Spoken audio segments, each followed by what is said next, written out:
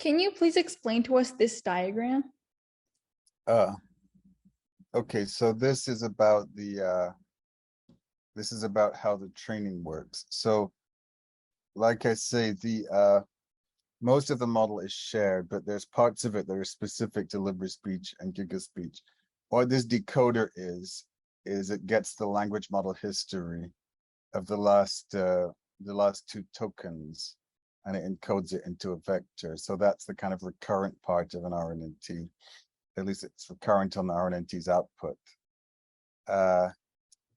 So the decoder and joiner are specific to LibreSpeech and GigaSpeech. We have two separate data loaders. We don't combine the two data sets into one data loader because we need to feed them to the appropriate head, and it would be quite inconvenient to split apart the data within a mini batch to one head or the other.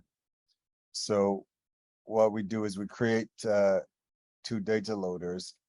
And I think the way it works is the epoch iterations are over LibreSpeech.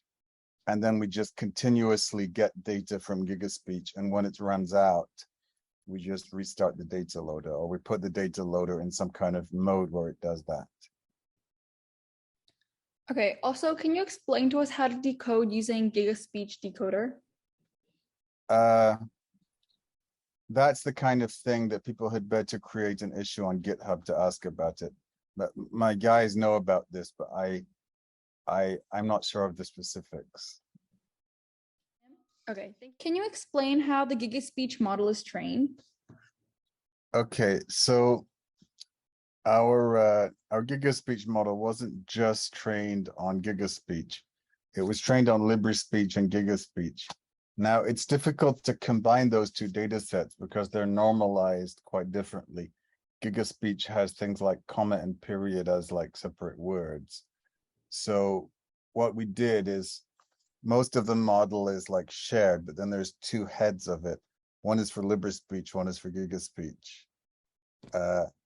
So that's how we trained. And this API, this is with the LibreSpeech head of it. So it'll output in a way that's normalized like LibreSpeech. It won't give you period and comma and stuff like that.